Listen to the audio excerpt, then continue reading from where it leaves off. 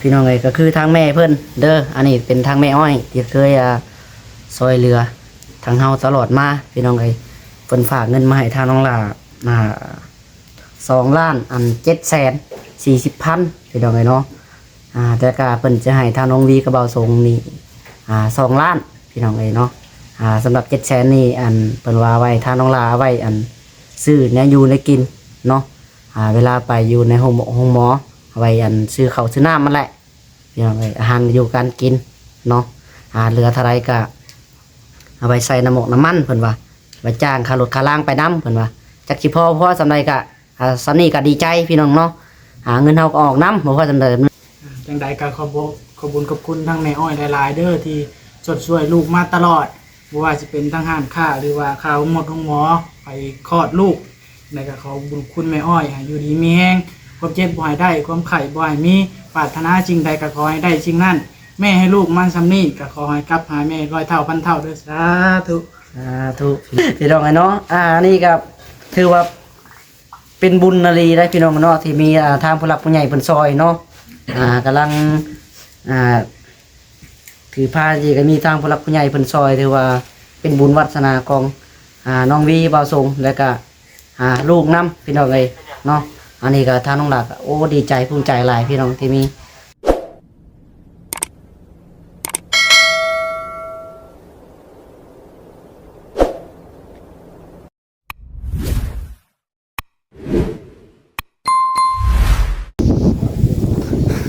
พี่น้องเลยเนาะ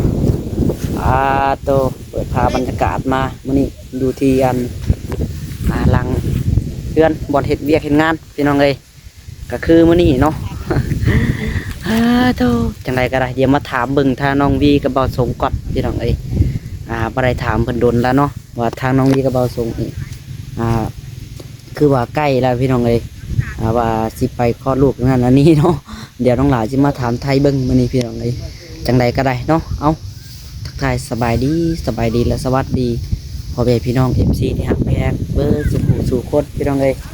ผมพอกับทางน้องหลาอีกเก่าคือเดิมเนาะเพิ่มเติมมื้อนี้พี่น้องเลยอยู่บอลให้เวียกเฮ็ดงานเด้อเนาะก็ว่าสิมาถามเบิ่งแล้วพี่น้องเลยเป็นจังได้ไก่ระบ่เนาะก็คือมีทางแม่ FC เพิ่นพี่น้องเลยอยู่ทางต่างประเทศว่าแหละเนาะเพิ่นได้ฝากมาถามแล้วก็ฝากเงินมาให้เลยพี่น้องเลยคือว่าเงินเขาใกล้ๆดักเนาะพี่น้องเนาะวันฝากเงินมาให้เรื่องค่ารถค่าล่างแล้วก็ค่าใช้จ่ายในห้องหมอเพิ่นว่าพี่น้องเลยเอาจังใดก็ได้ขอขอบใจหลายๆเด้อทางแม่เด้อเนาะมื้อนี้ก็ทั้งพ่อเพิ่นก็บ่อยู่พี่น้องเลยทั้งพ่อเพิ่นว่าสิให้ทั้งพ่อกับแม่เข้ากล้องอยู่นํกันพี่น้องพร้อมหน้าพร้อมตาแล้วก็ทั้งพ่อกับทั้งแม่ก็บ่อยู่พี่น้องเลยทั้งพ่อเพิ่นได้ไปอยู่ไปงานบุญเนาะพี่น้องเนาะงานบุญแจกพ่อเบาวัดเบาลิพี่น้องเลยหรือบ้านพูดสมสะอาดพุ่นเนาะทางพ่อเพิ่นบ่อยู่พี่น้องเลยเพราะว่าทางง่ายๆเพิ่นได้มาแผ่บุญนำก็เลยได้ไปร่วมงานทั้งพุ่นแหละพี่น้องทางพ่อก็ได้ว่าจิถ่าเพิ่นมากก็โอ้ยยามันค่ำนะพี่น้องเนาะเลยเอาถ่ายคลิปให้มันแล้วแต่บอกแต่เว้นแล้วก็FC ก็สิได้ครับผู้ น้ำกันพี่น้องเบอร์น้ำกันแต่เว้นนี่ว่าใครแน่เนาะน้องหลาก็หากมาพี่น้องหากมาแต่ถอนเอาเงินเมื่อกี้นี่เนาะแล้วก็มีแต่มอบไม่ทางน้องบอสงกับน้องวีละพี่น้องเลยเนาะจะถามไทยเพิ่นเป็นจังใดเนาะเอาจังใดกับพี่น้องเลยเดี๋ยวมาถ่ายเบิ่งเรียกว่างานอยู่นี่จะเล็กจะหน่อยแล้วก็เมื่อต่อกันอยู่เฮือนเนาะเฮือนน้องจ้อยว่าไรพี่น้องเลยหรือว่าเฮือนน้องหลาก็ได้เนาะว่าให้น้องวีบนถาพุ่นอยู่บุญแหละเนาะทางน้องหลาก็มาทางพ่อกับแม่บ่อยู่พี่น้องเลยทางแม่ก็คือออกไปหน้าบุญแหละหน้าพุ่นเนาะออกไปเบิ่งงัวเบิ่งควายว่าซั่นทางน้องหลานแล้วก็น้องๆก็พากันเฮ็ดเวียกเฮ็ดงานพี่น้องเอ้ยอยู่นี่แหละเนาะเอาจังใดก็ทางน้องหลาน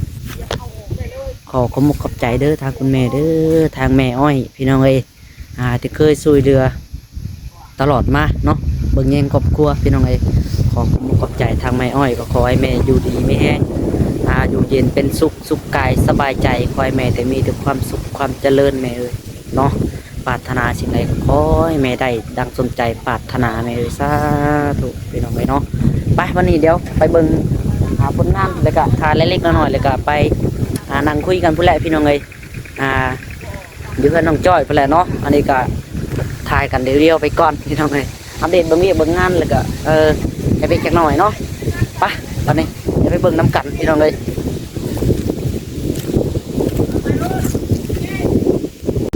พี่น้องเอ้ยพาโตจังไดเด้ทางนี้สิพักเที่ยงกินข้าวแล้วบ่หรือว่าจังใดเนาะมีเรื่องด่วนกับบ่ส่งได้เลยพี่น้องเอ้ยอ๋อตกยังอยู่หลังร้านอยู่เอ้าไม่ใช่นะโอ้ตกเนาะชมครับเอาล่อไปใส่ดิเนาะเอาล่อไปใส่ปูนโคตรโจมพี่น้องล่ออะไรทำหลัง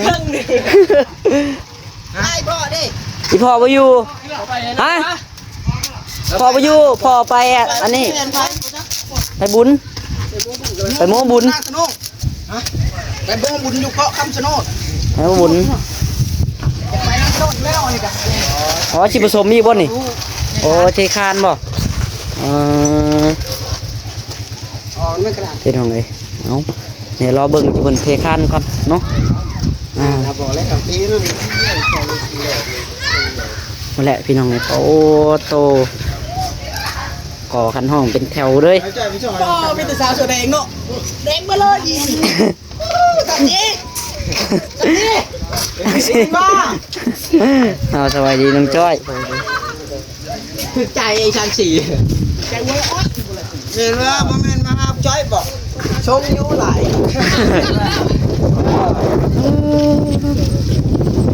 สมมีครึ่งหนึ่งสั่นบ่พอบ่ดำล่ออันบ่ทันคนเนาะเมื่อกี้ดิเนาะตู้คูนไปก้อนพี่น้องล่อไปน้ำลัง แห้งกระดาษเป็นว่าคนแห้งกระดาษไปป้ากัน น้องตุยทองสวัสดีสาวทำไมแกเอาไปตัก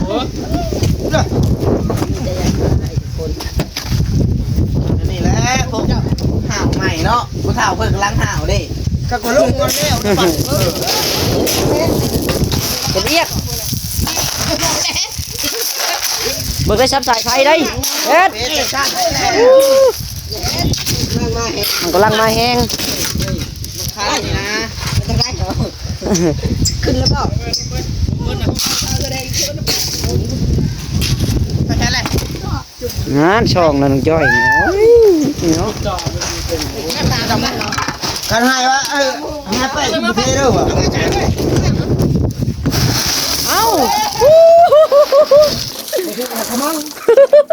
มันเผาโพดชอบถือกระมังบาดเนาะเฮียเบิด ไปขับรถไปเข้าพอดีก็ให้บอกคนหนึ่งต้อง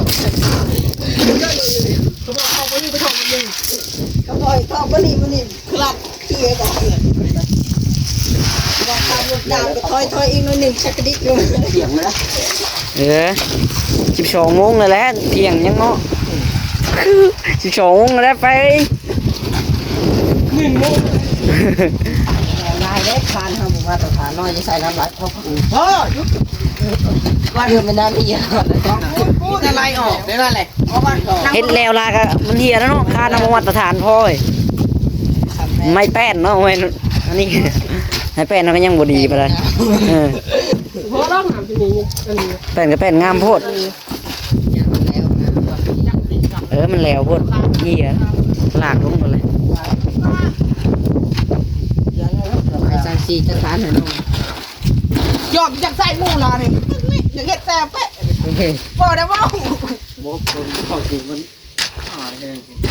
อย่าแกงกันนะแต่เฮ็ดโลดโชว์กันนะแกงกันได้เป็นว่าง่ายไปเขาอยู่ตลาดเขาอยู่กับเราที่ว่าเฮ็ดสิเฮาเนาะ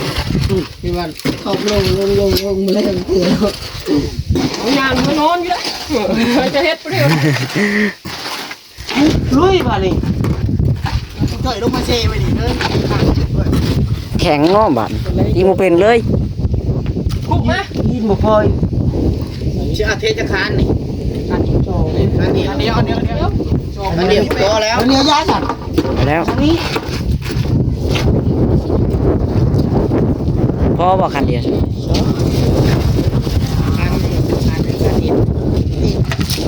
คันเอ็นเนาะคันเอ็นคันเส้นพี่น้องนี่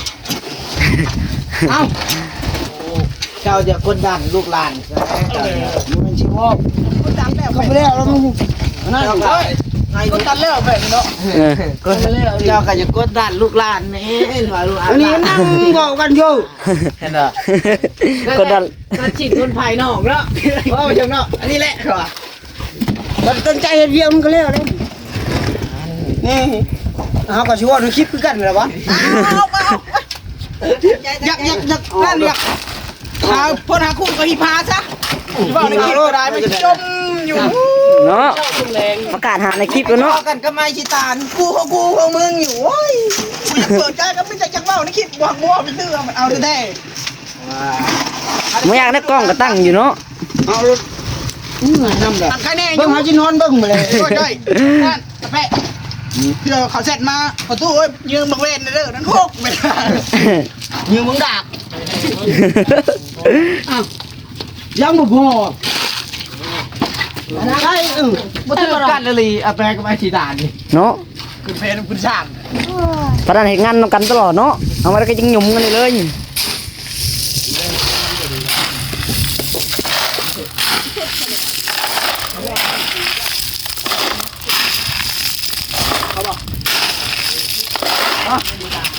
มึงไงไม่เรียกตั้งใจเฮ็ดเวียกกว่าเขาจ้างมาเฮ็ดเวียกนี่เขาจ้างมาเฮ็ดเวียกมันก็เป็นจ้างนี่เห็นบอกมึง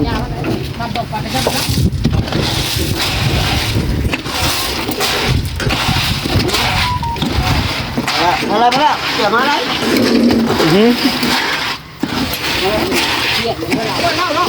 ก็ตั้งใจลายรถมันจะหลบเขาว่าเขาเปล่าแล้วเขานั่งเนาะคือบอกนี่เขาต้องพาลูกหลานน้ำพาเฮ็ดบ่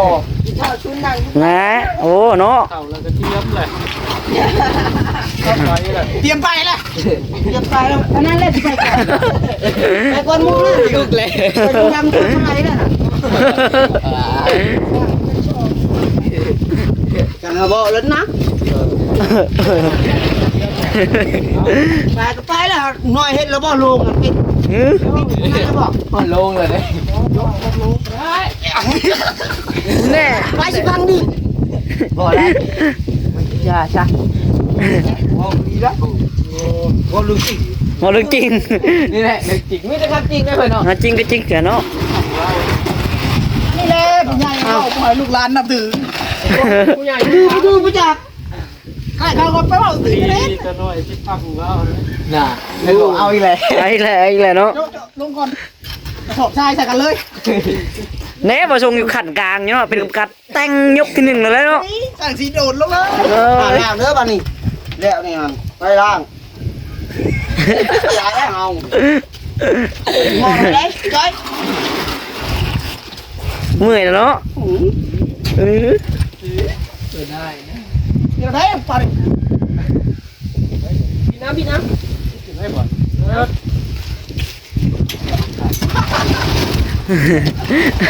มันมาถึงเนาะมันมาถึง คุยกันเองนะจ้อยสองคนนั่นมันทำลาวได้จ้ะมันจ้อยเอาไม่ลาวนานนะมันอยู่เนี่ย เรานัด สองคนนั่นเขาว่าหม้อไปสองคนนอนผ้าคู่ได้ทันที อยู่กลางเนาะ จอกกันลาคู่เจ้าคู่ไว้กันมาไว้เลยเจ้าแล้วมาอยู่เวลามาหากินพี่เจ้าเบิ่งลาวพี่แพะลาวตีจมยังโบพวกนี้ประตูเรามาถ่ายหิบล่างดูช่องคนนะครับการนั่นเวทกูจะท่านขี่ที่ตอนนี้แหละยังตื่น เอาพี่น้องเลยเนาะวันนี้เจ๊กเล็กน้อยให้เพื่อน มันก็เลือเลย กินข้าวกินน้ำแล้วก็จะไปคุยเวียกกันต่อเนาะฮะกระเทียมบนข้าว ให้เพื่อนนั่นนี่ก่อนพี่น้องเลยอันกินข้าวกินน้ำแต่มีเวียกคุยน้ำเด้อบ่ทรง และคุยอยู่หุ่นน้องวีเพิ่นถ่ายอยู่กับน้องจ้อยเพิ่นว่ะ ไปพี่น้องเดี๋ยวพักเที่ยงกินข้าวก่อนจะเพิ่นว่าเนาะ เป็นยังพี กินข้าวแล้วเลยก็สิมีกันมีเรียกคุยกันจะได้จังหน่อยเนาะ นี่คือดีนะ มาพี่น้องเอ้ยโตปล่อยแบะก่อนได้เวลาปล่อยแบะแล้วพี่น้องเอ้ยกูมีแบะลงจ้อยเนาะนี่กูพึกผู้พี่น้องเอ้ย เดี๋ยวปล่อยแบะน้องหลากันพี่น้องเอ้ยตัวบุออกก่อนก็มีเนาะหัวก็ได้เอาไป2 โมงแหละพี่น้องเอ้ยตัวบุออกก่อนก็มีแหละปุ๊บตามรถไปไปนำการเบดปุ๊บชิวเอาวันนี้เดียว ไปคุยเวียกกับน้องวีกับเบาสมกันพี่น้องเลยเนาะพี่น้องเลยน้องวีเบาสมเนาะสบายดีพี่น้องเลยเนาะเห็นภาพบรรยากาศ มานั่งกันบาดดิจังใดเด้มาดิเนาะเบาสมอยู่ก็เอิ้นกันมาคุยพี่น้องเลยในใจก็จะให้ทั้งพ่อกับแม่มานั่งอยู่นำกันเบิดครอบครัวนั่นแหละพี่น้องเลยแต่จังใดเนาะทั้งพ่อกับบ่อยู่พี่น้องเลยทั้งแม่กับบ่อยู่เพราะว่าทั้งพ่อเพิ่นได้ไปอย่างวะมาประชุมไปโมบุญเนาะโมบุญนำบ่าวบอสพี่น้องบ่าวบอสเบาลิเนาะเพิ่นเฮ็ดแจกบุญอันพ่อเพิ่นนั่นเนาะแจกพ่อเพิ่นพี่น้องเลยแจกพ่อเพิ่นที่ว่าเสียในช่วงก่อนเนาะเพิ่นก็ได้มาแผ่บุญกับทั้งพ่อพี่น้องทั้งพ่อก็ได้ได้สละเวลาไปมื้อนี้เท่าเนาะเอาจังใดก็ได้เขาเรื่องกันเลยบัดนี้เนาะถามเรื่องน้องวีบัดนี้ จังได้ว่าอันจังได้พี่น้องน้องหลายจิถามจังได้เนาะบัดนี้เนาะมันจะคำจิถามนี่นะบัด อันน้องวีอันนี้จะได้คลอดลูกนี่อีกดนบ่หรือว่าจังได้น้องวี เดือนนี้ป่ะ วันที่7 เดือนนี้บ่เดือนนี้วันที่27พี่น้องแต่ตอนนี้วันที่ยัง 12จ่อย ไม่บ่น้องจอย12ว่าไปแล้วน้องจอยวันที่22เนาะ เบิ่งง่วงกี่ โอ้ยโมงก็12 โมงแล้วเนาะ ว่าเลยโลกี่ พี่น้องเลยมานั่งกันอยู่เพื่อนน้องจ้อยเนาะมื้อนี้ตอนนี้วันที่22ก็คือวันน้องเวียนสิได้คลอดลูกกับลูกก็วันที่27เนาะใกล้สิมาฮอดนี่พี่น้องเลยตอนนี้ก็22 23 24 25 26 27อีก5 มื้อแล้วเนาะอีบ่ดนได้นี่พี่น้องเลยโอ้ น้องจ้อยใกล้สิได้หลานแล้วน้องจ้อย เนาะว่าสิให้อันทั้งแม่มาอยู่นำก็โอ้ยพี่น้องเอ้ยเนาะก็คือมื้อนี้เด้อมีทางผู้หลักผู้ใหญ่เพิ่นฝากมาถามนะฝากมาถามแล้วก็เอาเงินมาให้เลยยันน้องวีก็บ่ส่งเงินเอาไว้อันใช้จ่ายข้าวหมอเพิ่นเท่าไหร่ จักว่าเด้อ ฮะบ่ฮู้บ่ ฉันเห็นเข้าไปเลย นักเติบอยู่ จักเคยเห็นตั้งพ่อเพิ่นฮู้อยู่บ่เนาะเห็นตั้งพ่อนี่แหละพี่น้องตั้งพ่อ ถามตายถามคนในบ้าน บ่ ตามมันตามผู้ง่ายผู้บ่ง่ายนะ อ๋อ ตามผู้ง่ายผู้ยาก พี่น้องเลยเนาะอันนี้ก็ทางคุณแม่เพิ่นพี่น้องเลยเพิ่นฝากเงินมาให้ข่าวห้องหมอไว้ใส่จ่ายเนาะหรือว่าจ้างค่ารถค่าล่างเพิ่นบ่ให้เอาคือรถไถไปมื้อนั้น เอารถไถเกลือไปแม่มื้อนั้นพอแห้งเพิ่นว่าฟรีสิได้ลูกกลางทางเพิ่นว่า หารถเขาเจ้าเพิ่นว่าจ้างเอาไปเวลาอย่างนี้ให้เขาใช้น้ำหมอกน้ำมันให้เขาให้พาน้องวีไปพี่น้องเลยแต่ว่าเจ็บท้องเมื่อไรก็ได้เนาะมีแต่ว่าวันที่27นี่เนาะต้องเตรียมแน่นอนพี่น้องเลย จักสิก่อนสิหลังก็บ่ฮู้แล้ว ก่อนจิรังกับมูเนาะ แม่น บ่จะฮู้กัน27นี่เนาะ แม่น พี่น้องเลยอันนี้ก็พี่น้องเลยก็คือทางแม่เพิ่นเด้ออันนี้เป็นทางแม่อ้อยที่เคยซอยเรือทางเฮาตลอดมาพี่น้องเลยเพิ่นฝากเงินมาให้ทางน้องหล่า2,740,000พี่น้องเลยเนาะแต่ก็เพิ่นจะให้ทางน้องวีกระเบาทรงนี่2 ล้านพี่น้องเลยเนาะสำหรับ700,000นี่อันเพิ่นว่าไว้ทางน้องหล่าไว้อันซื้อเนี่ยอยู่ในกิน เนาะเวลาไปอยู่ในห้องหมอเอาไว้อันซื้อข้าวซื้อน้ำมันแหละพี่น้องเอ้ยอาหารอยู่การกินเนาะเหลือเท่าไรก็เอาไปใส่น้ำหมกน้ำมันเพิ่นว่าไปจ้างค่ารถค่าล่างไปน้ำเพิ่นว่าจักสิพ่อสำใดก็สำนี้ก็ดีใจพี่น้องเนาะเงินเฮาก็ออกน้ำบ่พอสำใดสำนึงก็เนาะนี่ก็ทางแม่เพิ่นฝากมาให้สำนี้โอ้ถือว่าดีใจได้พี่น้องเลยเนาะเอาพี่น้องเลยเดี๋ยวจะเอาเงินในทางน้องวีกับบ่ส่งก่อนอย่าลืมบอกทางแม่นำเด้อเนาะ บอกเก็บเงินเดียวได้จะบอกทางแม่นำได้เนาะพี่น้องเลยไว้ให้ทางแม่ฮู้นำกับเมื่อให้น้องวีบัดเรามาแต่หน้าแล้วให้น้องวีบอกเพิ่นเด้อเพราะว่าทางแม่ก็บ่อยู่พี่น้องเอ้ยสิให้เป็นถอนเป็นเงินนี่แหละพี่น้องเอ้ยเอา2 ล้านพี่น้องลองนับดูนะครบบ่ อันนี้บรินับเลยได้เพิ่นมาให้จากล้านก็บรินับเบิ่งเลยลองนับดูบ่สมบรินับเลยเพิ่นจกให้ก็จับปรับมาเลย บรินับเสกเลย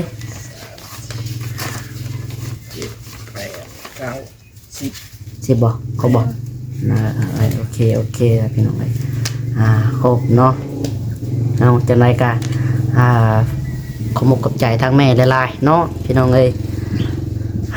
โธ่พี่น้องเอ้ยเนาะเอาจังใดก็เดียวรอรุ่นรอเบิ่งเนาะสิเป็นจังใดก็ได้ใกล้แล้วเป็นยิงนี่เป็นซ้ายพี่น้องเอ้ยเดี๋ยวในนั้นมันต้องจ้อย เนาะก็เป็นผู้ชายก็ต้องผู้ชายแล้วพี่เป็นยิ่งกระเทยเนาะ จังใดก็เดียวถ่าเบิ่งพี่น้องเอ้ยเนาะจังใดก็ได้เอาบัดนี้เดียวให้ทางน้องวีกับบ่าวทรงฝากขอมกกับใจทั้งคุณแม่เพิ่นแน่เนาะทางแม่อ้อยเพิ่นอยู่ทางต่างประเทศพุ่นแหละพี่น้องเอ้ยเพิ่นนี่คือโอ้ยส่งเสริมร้านค้าน้องวีก็หลายอย่างอยู่เนาะเป็นได้เรื่องเราขอร้านค้าช่วงนี้ เงียบ เงียบเนาะ มีคน บ่มีคนพี่น้องเอ้ยอีกอย่างก็อันนี้แน่พี่น้องเอ้ยที่ว่าเฮ็ดเวียกเฮ็ดงานอยู่คุมื้อนี่ก็พากันเฮ็ดแล้วก็เก็บเงินไว้ในเอาไว้เอาน้องวีไปห้องหมอสิแหละเนาะพี่น้องก็เลยพากันหาเงินช่วงนี้อีกอย่างก็จะช่วงนี้ก็บ่มีเงินแน่ซอดนะช่วงนี้พี่น้องเอ้ย เนาะเฮ็ดที่เฮือนเจ้าของมันเลยแยกไปเฮ็ดบ่อื่นนํพี่น้องเอ้ยเอามาในเดี๋ยวฝากให้น้องวีกับบ่าวสงเขามาขอบใจทางผู้หลักผู้ใหญ่เพิ่นแน่เนาะ เลยจังใดก็ขอบคุณทั้งแม่อ้อยหลายๆเด้อที่ช่วยลูกมาตลอดบ่ว่าจะเป็นทั้งห้านค้าหรือว่าข้าวหมดของหมอไปคลอดลูกแล้วก็ขอบุญคุณแม่อ้อยให้อยู่ดีมีแรงความเจ็บบ่ให้ได้ความไข้บ่ให้มีปรารถนาสิ่งใดก็ขอให้ได้สิ่งนั้นแม่ให้ลูกมันซำนี้ก็ขอให้กลับหาแม่ร้อยเท่าพันเท่าเด้อสาธุ พี่น้องเอ้ยเป็นจังไดทางน้องวี พี่น้องไอ้เนาะนี่ก็ถือว่าเป็นบุญนาลีได้พี่น้องเนาะที่มีทางผู้หลักผู้ใหญ่เพิ่นซอยเนาะกำลังถือผ้าที่ก็มีทางผู้หลักผู้ใหญ่เพิ่นซอยถือว่าเป็นบุญวัฒนาของน้องวีบ่าวทรงแล้วก็ลูกนำพี่น้องเอ้ยเนาะอันนี้ก็ทางน้องหลักโอ้ดีใจภูมิใจหลายพี่น้องที่มีทางผู้หลักผู้ใหญ่เพิ่นเบิ่งแย่เนาะอันนี้ก็ฝากขอบใจหลายๆพี่น้องเอ้ยทางน้องหลักก็ได้ขอบใจอีกเทื่อนึงเด้อแม่เอ้ยเนาะเอาบัดนี้สุดท้ายนี่ก็น้องหลาสิขอตัวลาไปก่อนพี่น้องเอ้ยจังไดก็อยู่ดีมีแห้งเนาะเบิดสุขสู่คนพี่น้องเอ้ยจังไดก็สิขอกล่าวคำว่าเนาะเอาสบายดีบ่ส่งน้องวีพี่น้องเอ้ยบ๊ายบายบัดนี้